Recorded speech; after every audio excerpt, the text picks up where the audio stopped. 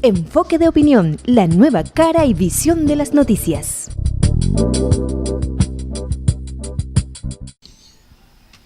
Amables televidentes, estamos en el corregimiento de Conejo, estamos aquí en Los Pondores, en la zona de influencia del proceso de paz, y nos encontramos precisamente con un miembro del ex secretariado de las FARC, hoy incorporado a la vida civil y a la política. Se trata de Joaquín Gómez. Joaquín, bienvenido a este... Gracias, muy amable.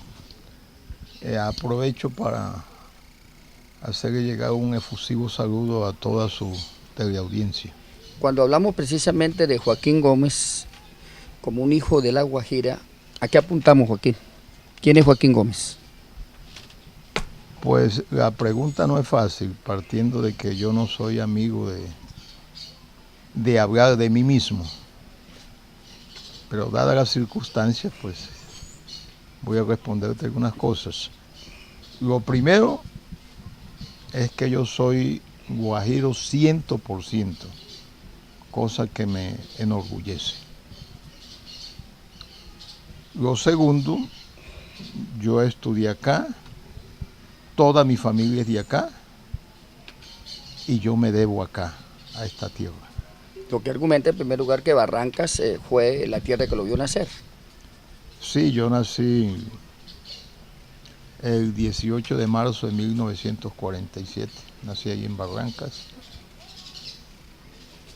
Después hice la primaria ahí en Barrancas también, como hasta tercero, con el maestro Gabe, que fue un hombre educador de generaciones y que, entre otras cosas, uno se sorprende que no encuentre un busto siquiera dedicado a este hombre que hizo tanto por todos y de manera tan desinteresada.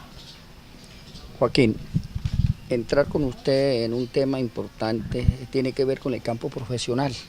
Sí. Usted hace su primaria en el departamento de La Guajira, hace su bachillerato en el departamento de La Guajira, o lo hizo en otra parte del país, No, y va a estudiar.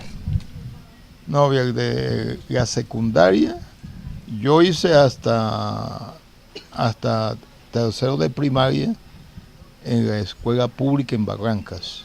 En la pública de Barrancas. Sí. Después mi mamá me pasó al colegio San José de Maicao.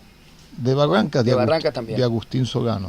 José Agustín Solano, que fue un hombre excelente educador, muy didáctico. Y después yo comencé a estudiar en el Liceo Padilla en Riguacha. ¿Usted qué es padillista? ¿Es padillista? No, apenas alcancé hace 3 meses. La Guajira en ese entonces era intendencia. Tenía miedo. Pero en el examen yo salí favorecido, entonces me gané una beca al Colegio Nacional de Montería, José María Córdoba. Y allá me fui. Era un muchacho totalmente, tenía como 13 años. No, es que yo apenas ahí en el Liceo Padilla cursé 3 meses apenas.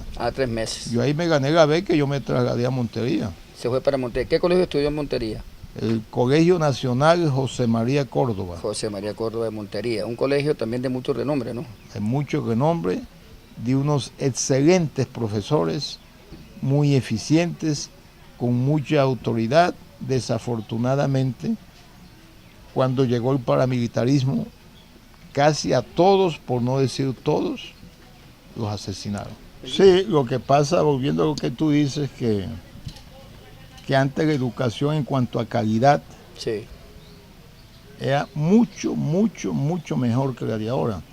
Pero eso tiene su explicación, estamos en una sociedad en crisis y es apenas lógico que esa crisis tiene que reflejarse en la educación.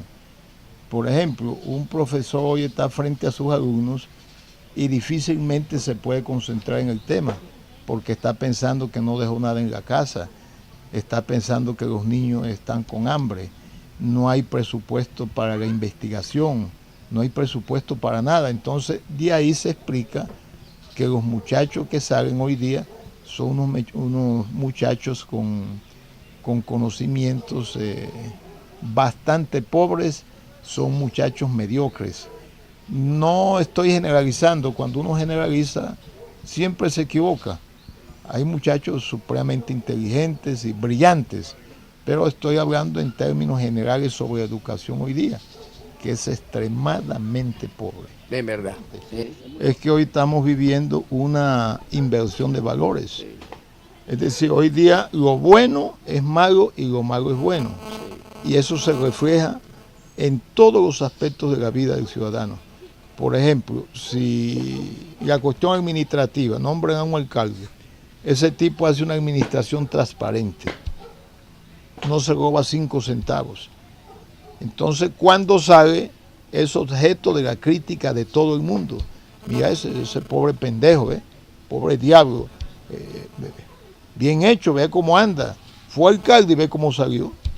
Entonces, es decir, lo moralmente censurable se ha vuelto plausible socialmente. Es decir, una cosa que debiera criticarse y más bien critican porque salió como entró, sin 5 centavos, no le robó nada al fisco. Su administración fue para beneficiar al colectivo, a la comunidad, y eso es criticable. Es criticable. Entonces estamos en una crisis supremamente seria. Cuando hablamos precisamente del campo profesional de Joaquín Gómez, conocemos en especial que usted es una de las personas más preparadas en ese campo profesional, no solamente en Colombia, sino en el exterior. Cuéntenos esa historia, Joaquín. Bueno, yo estuve estudiando en la de Antioquia. Yo me presenté a los exámenes de la Universidad de Antioquia y pasé para medicina. Pero resulta que, pero resulta que se habían inventado el preuniversitario. Cuando voy donde el consejero académico, entonces él me explica en qué consiste eso, que yo debía estar 2 años y medio en el pre y no me garantizaban la entrada a la medicina. Entonces yo dije que así no me servía. Y me dijo, bueno, pero ¿por qué no te sirve? Digo, porque es decir, yo no alcanzo a terminar, a mí son mis hermanas que me están ayudando al estudio y cuando yo termine se habrán muerto todas ellas. Entonces me pasé a veterinaria, ahí estudié un semestre. Pero me di cuenta que ese del pre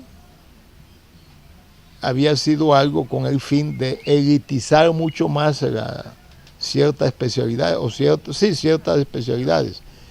Por ejemplo, del pre después supe que había sido idea de algunos empresarios para obligar a aquellos muchachos de pocos recursos o sin recursos a estudiar cuestiones técnicas en el SENA para que después pudieran trabajar en las fábricas de ellos y darle un trato, digamos, consciente, un trato cualificado a las maquinarias para que no se las fueran a dañar.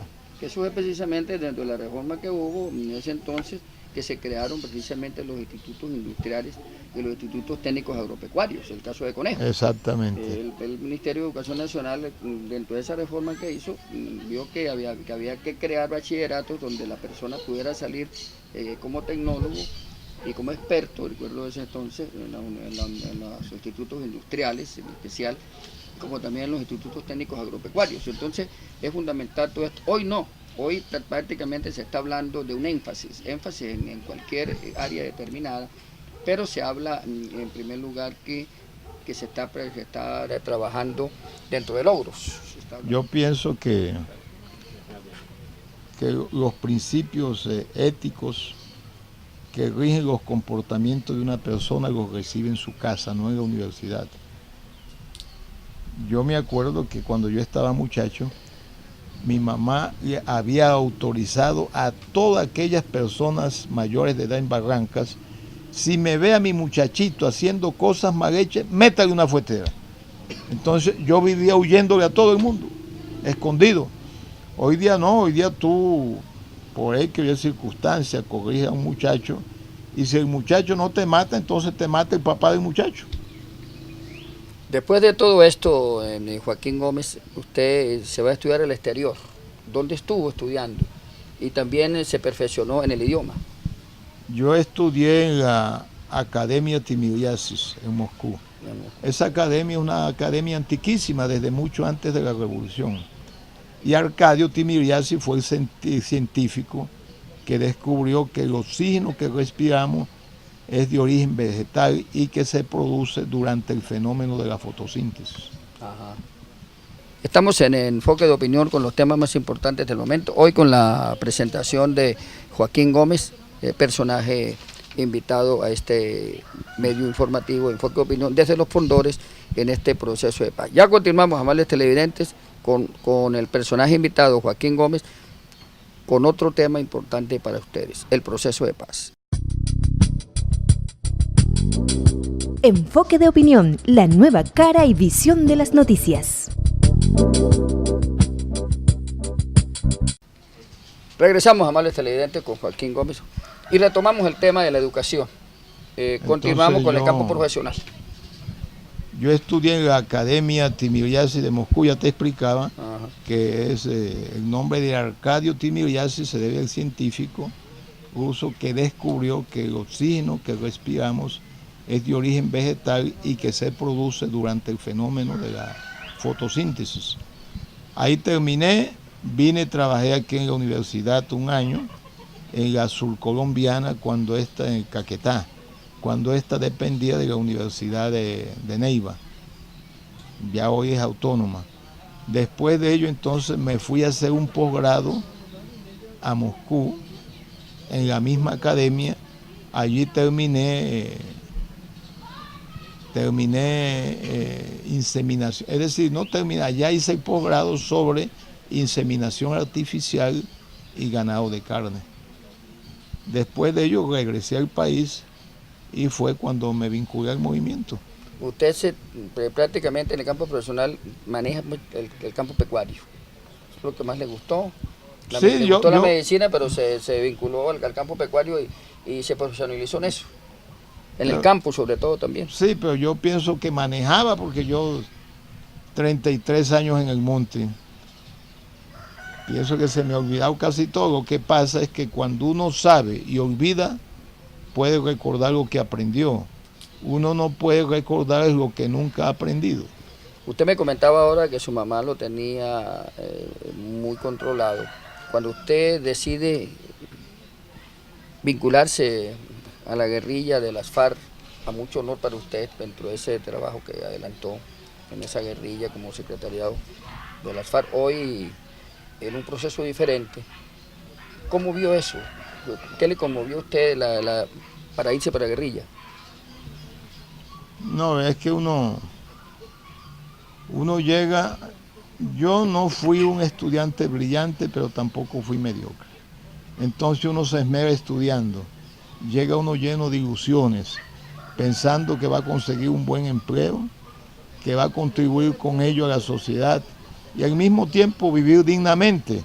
Pero no, cuando uno llega, se tropieza que tiene que andar detrás, prácticamente mendigándole a 3, 4 políticos bandidos que pisotean la dignidad de uno, que venga ahora, que venga mañana, que venga no sé qué, y así se la pasan y juegan con uno. Entonces yo no estaba dispuesto a eso.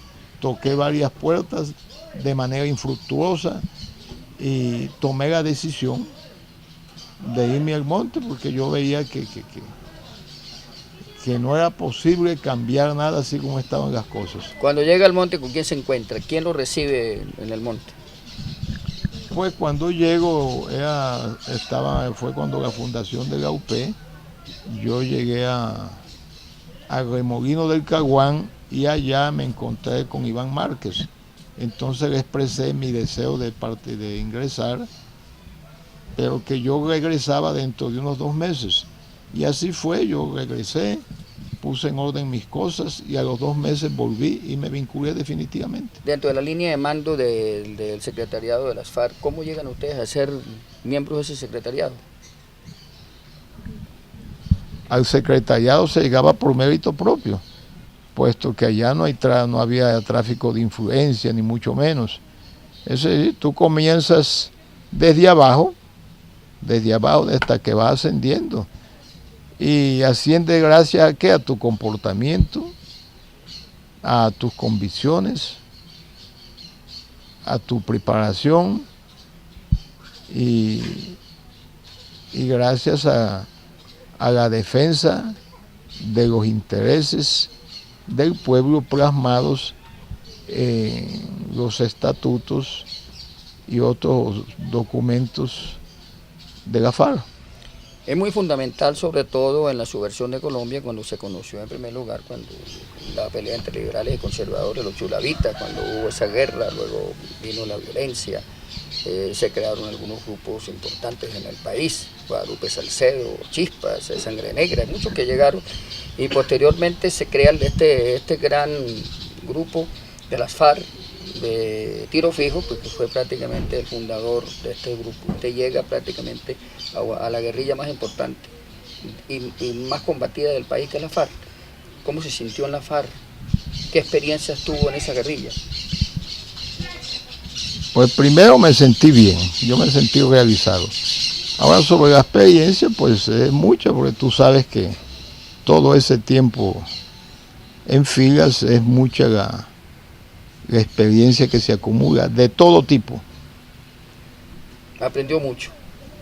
Yo pienso que sí, recibí mucho más de lo que yo modestamente di. Muchos critican que la FARC fue una guerrilla no ideológica, pero yo le pregunto a usted, si es ese tema, ¿fue ideológica la FARC como la Alianza Democrática M-19, como los desmovilizados de M-19? Hoy usted recortó. Mire, lo que pasa es que aquí en Colombia tenemos un serio problema, que hay gentes, muchos por ignorancia, hacen afirmaciones totalmente estúpidas. Y otros, de manera intencional, para desprestigiar al adversario, en este caso, a nuestra organización. ¿Cómo se entiende que una guerrilla como la nuestra, que no es ideológica, y la gente con una capacidad de sacrificio, de abnegación, de entregar la vida si era necesario por una causa noble, que es el luchar por el bienestar de los demás, sin que estuviera devengando ni 5 centavos, porque aquí nadie tenía sueldos, nadie, todo el mundo era voluntariamente. Entonces, si no hay ideología, si no hay convicción, ¿quién va a llegar a hacer sacrificios de ese tipo sin ningún tipo de? Es decir, si no hay ideología, es una cuestión contradictoria. ¿Quién que no tenga ideología va a ser capaz de llegar al extremo de entregar hasta su propia vida? Estamos precisamente en Enfoque de Opinión con Joaquín Gómez, hoy en un diálogo amistoso aquí dentro de lo que es el campo periodístico, un panel periodístico con él, integrándonos precisamente al proceso de paz y llevando a todos ustedes televidentes pormenores importantes de lo que es este proceso de paz. Entremos en materia en otro tema fundamental, Joaquín. A partir del 7 de agosto va a haber un nuevo cambio en Colombia. Hay unos extremos de oposición, un extremo de ultraderecha, el pueblo en el centro, esperando un proceso de paz que tenga resultados en beneficio de una comunidad, respetando el Estado Social de Derecho y respetando los valores. ¿Cómo ve usted eso? Pues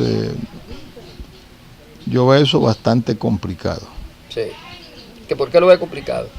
Lo veo complicado porque hay muchas evidencias de que Duque no es Duque, de que Duque es Uribe, y todo el país, menos aquellos que tienen la mente nubilada, desconocen lo que fue Uribe para el país. Es decir, de nuevo estamos ante serias amenazas, porque a pesar de los deseos de uno, el paramilitarismo se está activando de nuevo. Únicamente con la elección de Duque, el paramilitarismo se ha activado. Por todas partes amenazas y están matando. todos los días matan gente, líderes sociales, sindicales, en fin, sino que los medios, algunos medios, minimizan, y eso sigue como un tratamiento homeopático de gota a gota, pero sin desmayo, sin pausa. Todos los días matan líderes sociales. Pero hay que tener en cuenta también algo importante, Joaquín, que hay una comisión primera del Senado de la República, que es la Comisión Constitucional, donde pasan prácticamente los proyectos importantes del campo electoral, el campo político, de la reforma constitucional del país, donde se tratan temas importantes, y ahí figura un personaje, el doctor Carlos Eduardo Enríquez Maya, quien fue el gestor de la ley de los segundos, por el cual Gustavo Petro se encuentra como senador hoy, y la doctora Robledo se encuentra como representante de la Cámara, y van a estar también en el proceso político que se avecina, lo de los entes territoriales. El que quede de segundo va a ser, para la gobernación queda de diputado, y en las alcaldías el que quede de segundo va a quedar de concejal. Eso argumenta que la oposición desde ya empieza a coger fuerza, y teniendo en cuenta de que hay 22 miembros en la Comisión Primera del Senado, Constitucional del Senado, la oposición tiene el mayor número. Fundamenta esto, en primer lugar, que va a haber un freno, va a haber un filtro, para no deshacer los procesos que se llevan, los acuerdos que se llevan en el proceso de paz. ¿Usted qué dice sobre eso?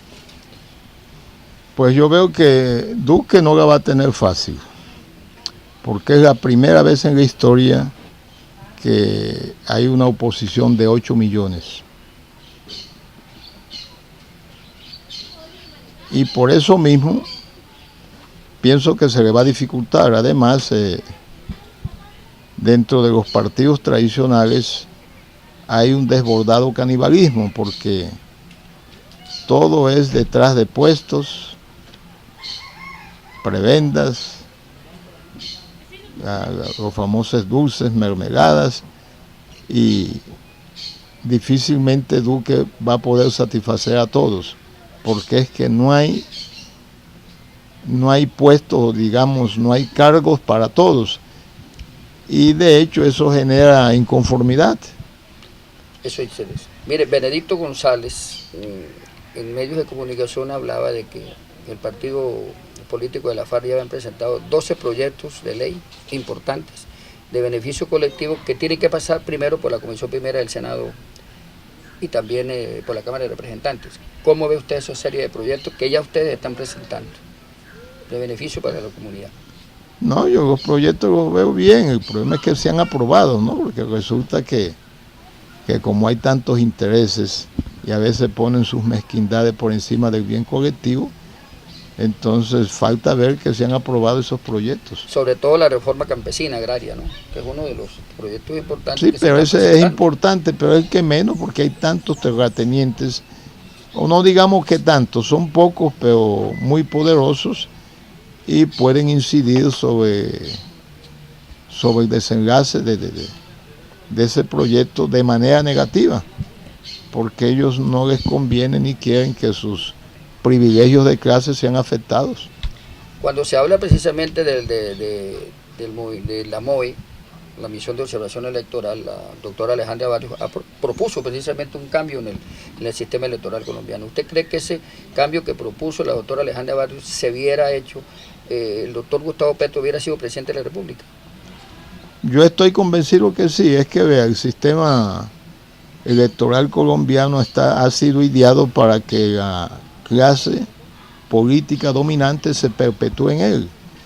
Es decir, aquí una vez dijo Camilo Torres el padre con mucha justeza que aquí en Colombia elige no el que vota, sino el que escruta.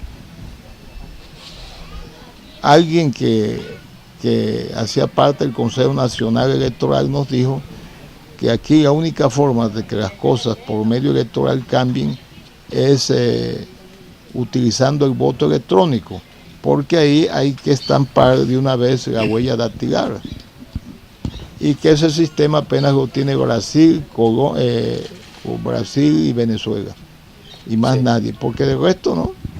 Aquí desde los orígenes de los partidos, el partido que ganaba es acusado de fraude por el partido perdedor, y así se le han pasado históricamente, y eso es cierto.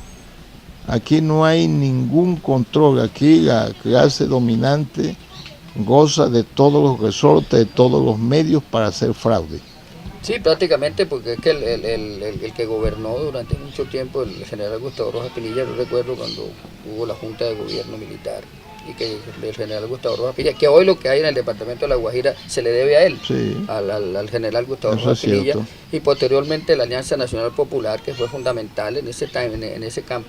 Cuando pierde el general Gustavo Rojas Pinilla, porque le roban las elecciones en el año 70, montan a Misael Pastrana, que fue el último del Frente Nacional. Que fue creado precisamente para intercalarse los periodos de gobierno. Uno era liberal, otro era conservador, uno era liberal, otro era conservador, y llega precisamente la Alianza Nacional Popular a poner como candidato al general Gustavo Rojas Pinilla, y se pierde el debate, le roban las elecciones a Gustavo Rojas Pinilla, viene la emancipación del pueblo y viene el M-19, un movimiento fuerte. Entonces consideramos en este momento que ese fue otra de las guerrillas ideológicas que tuvo el país, que ellos posteriormente se convirtieron en el partido político. Hoy tienen a Navarro Bol, que es uno de los grandes senadores importantes del país, y muchos que han salido de ahí.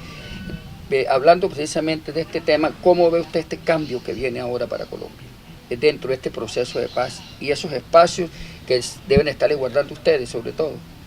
¿Qué nos puede argumentar sobre ese tema? Pues el tema es bastante difícil, ¿no? Bastante difícil, porque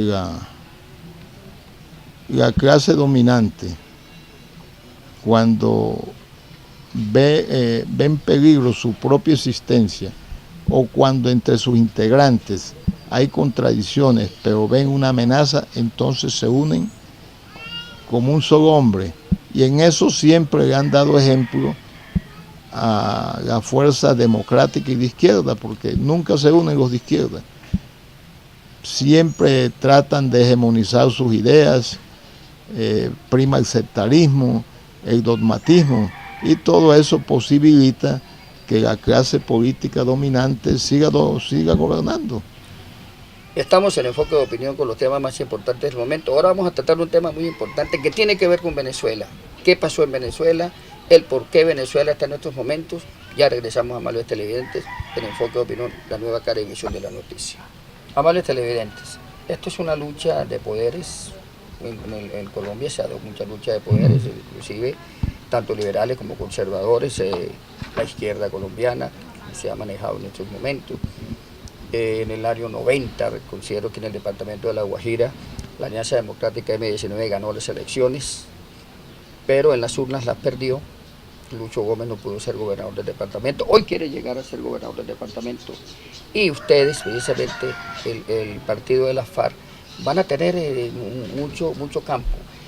¿Qué pasaría si llega un presidente del partido político de la FARC, que más adelante se va a dar porque el pueblo colombiano va a entender lo que está aconteciendo en este momento? Hay que dejar pasar los 4 años del presidente Iván Duque, a ver qué va a pasar con todo esto.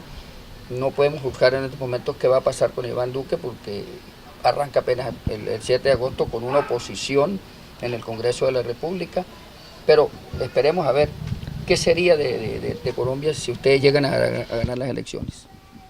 Pues si nosotros llegamos a ganar las elecciones, indudablemente Colombia será otro país. Será un país con paz, justicia social, democracia, soberanía, porque precisamente por eso es que hemos luchado toda la vida, porque sea un país más equitativo.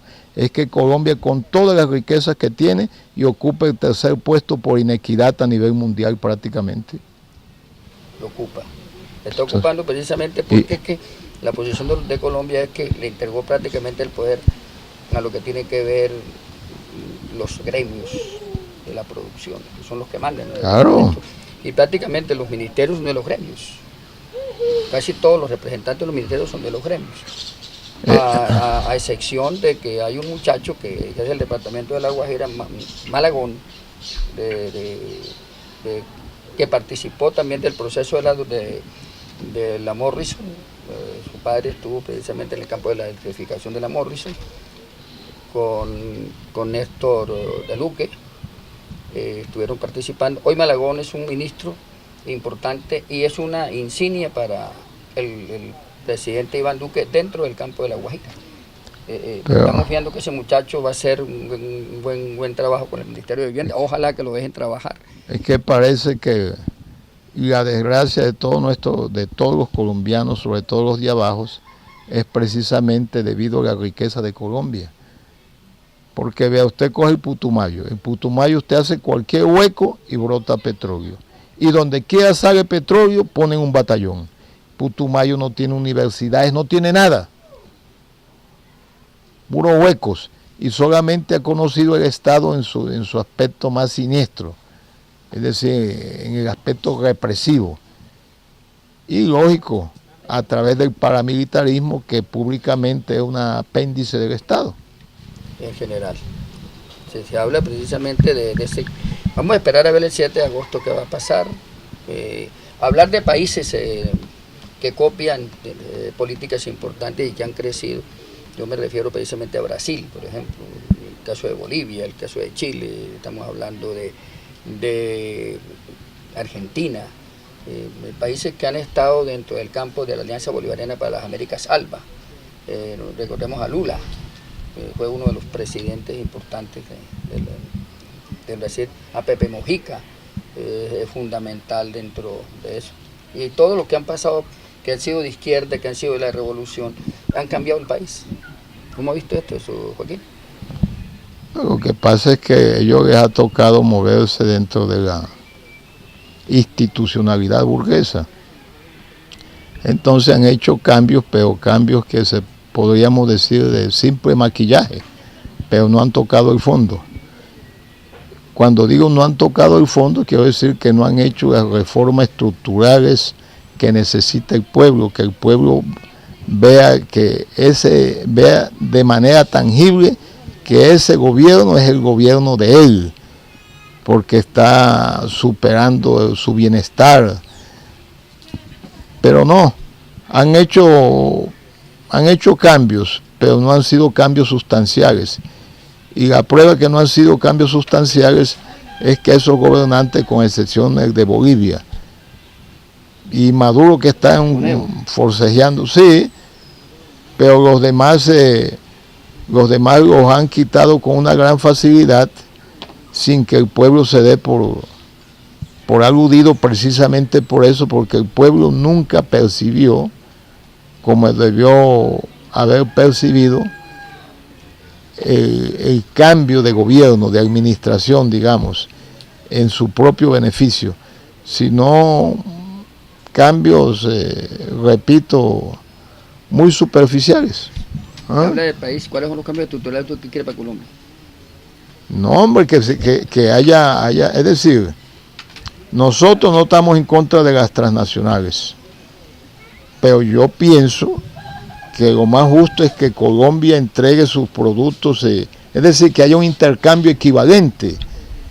Es que acá se llevan todo en materia prima y después nos mandan los derivados costosísimos, y el que menos se beneficia es el pueblo. La clase política dominante, que no tiene sentido de pertenencia, le dan unas migajas y se conforma con ello, y al pueblo no le llega nada. Finalmente, ¿cómo ve usted este proceso de los Fondores? ¿Cómo lo analiza? ¿Cómo entrega Santos este proceso? Bueno, el proceso aquí de los Fondores ha tenido dificultades y las tiene. Esto está así por la vocación de paz nuestra, porque es una convicción, pero prácticamente ha habido muchos proyectos, es decir, mucho bla bla bla y concretamente nada. Tú mismo te diste cuenta y el país conoció del escándalo surgido por las platas esas que dio Suecia, Suiza y Noruega, que aquí estuvo el embajador sueco, llegó muy entusiasmado, quería ver los resultados de los aportes económicos que ellos habían hecho, y cuando le dijimos que aquí no nos había llegado nada, pues el hombre quedó estupefacto. Y cuando regresó de acá a Bogotá, a los 5 días fue que estalló el escándalo ese que conoció todo el país, inclusive el mundo entero. Sí, prácticamente hicieron un escándalo con la plata que quizás ustedes habían recibido y que le habían entregado al Consejo Nacional Electoral en el proceso político de Timochenko. O sea, claridad en eso. Bueno, llegamos, amables televidentes, con el mensaje final en Enfoque de Opinión con Joaquín Gómez. ¿Cuál es el mensaje final que usted entrega al gobierno nacional, que entrega al gobierno departamental, al gobierno del municipio de Fonseca en especial, a las autoridades en general, a los gremios y en especial a las fuerzas vivas de La Guajira? Que nosotros hemos cumplido al pie de la letra y el país es testigo, y la comunidad internacional también, de lo pactado. A los políticos regionales que hagan más por La Guajira. Es que es deprimente lo que se ve, por ejemplo, en Maicao. Maicao parece un municipio acéfalo, un abandono total. Tenemos, por ejemplo, el hospital de Maicao. Yo quedé admirado de ver la construcción de todas las...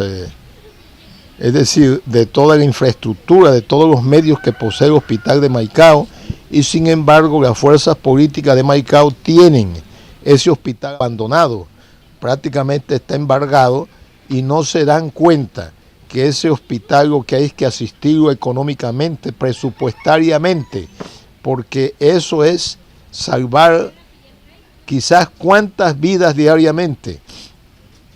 Y no se justifica que una inversión tan necesaria como se hizo, como la adquisición con el hospital de Maicao, esté prácticamente a puertas de la quiebra. Eso es un crimen, y eso sí es crimen de lesa humanidad. De los políticos, entonces, sobre todo los guajiros, que no vean en la política un negocio, porque el problema es que han hecho de la política un negocio. Invierten 2.000 millones para sacar 50.000, 70.000, y eso es a costas del pueblo. Que la política la hagan como tiene que ser y con el objetivo que tiene que ser, buscando siempre el bienestar de la comunidad. Pero no, entonces es puro negocio, y lo otro es que han prostituido al pueblo comprando conciencia, valiéndose de la necesidad del mismo pueblo. Y eso lo que hace es que crea un círculo vicioso, porque quien sale electo considera que no tiene ninguna obligación con el elector, y cuando alguien le hace un reclamo dice: yo no le debo nada a nadie porque yo los votos que saqué los compré con mi plata. Y vamos a hacer claridad aquí en este espacio del Enfoque de Opinión que Joaquín Gómez ya no va a aspirar a la gobernación del departamento, me lo acaba de manifestar, es noticia de última hora. Pero que sea él mismo, que le diga a la comunidad del departamento de La Guajira por qué no va. Yo lamento decirle a todos los simpatizantes míos, a todos aquellos que tenían la fe no religiosa, sino más bien como científica, de que yo podría, con la ayuda del mismo pueblo, lógico está, cambiar las costumbres políticas de La Guajira, gobernar en beneficio del pueblo, hacer de la política no un negocio, sino un objetivo para el bienestar de las comunidades. Pero la elección mía estaba superditada o subordinada al resultado de las elecciones. ¿Quién quedaría de presidente? Conociendo que Duque fue el vencedor y sabiendo, como lo conoce ya todo el país, que todas las estructuras paramilitares se han activado, con solo la elección, porque él aún no se ha posesionado. Entonces uno piensa, si eso es ahora, ¿qué será después? Donde están asesinando gente completamente indefensa, cuyo único pecado es de algunos reclamar la tierra de la cual fue despojada, y los otros denunciar los crímenes que se están cometiendo, como lo hacen los defensores de los derechos humanos. Y a esto se le añade el asesinato sistemático de la gente nuestra. Entonces veo que no hay condiciones para que yo me lance a la gobernación, porque tengo la certeza que me van a matar impunemente por ahí y van a decir que fue la disidencia. De nuevo le agradezco a todos aquellos que tenían cifrada su esperanza en mí, pero ante esta situación les pido comprensión y que después de tanto tiempo en el monte además yo no tengo vocación de mártir a permitir, digamos, a poner mi vida en bandeja para que me asesinen. Entonces, de nuevo, les anuncio que he desistido de lanzarme a la gobernación, porque las nubes que se ven son bastante amenazantes y le pido al pueblo que si se llegara a dar otra vez esa noche interminable y tenebrosa ocasionada por el paramilitarismo y las leyes liberticidas, que fue lo que se dio durante el mandato de Uribe, que el pueblo se una, que permanezca cohesionado, que le brinde protección a sus líderes para que los defienda, porque la estratagema consiste en asesinar a los líderes para que queden sus respectivas organizaciones acéfalas. Y quedando acéfalas, pues ya se puede entender o se puede deducir que quedan bajo los embates caóticos, sin dirección. Bueno, le agradecemos a Joaquín Gómez esta entrevista que le concedió al Canal de la Costa. Esperamos, Joaquín, que siga usted trabajando por las comunidades, porque lo que viene ahora es trabajar por el pueblo en beneficio de la comunidad, como ustedes siempre lo han hecho. A ustedes, amables televidentes, muchas gracias por estar pendientes de este importante reportaje que estaba precisamente esperando. Y nosotros continuaremos más adelante con Enfoque de Opinión, con más temas de interés. Hoy desde Los Pondores, el proceso de paz, fundamental para el país y fundamental para el departamento de La Guajira. ¡Feliz día! Enfoque de Opinión, la nueva cara y visión de las noticias.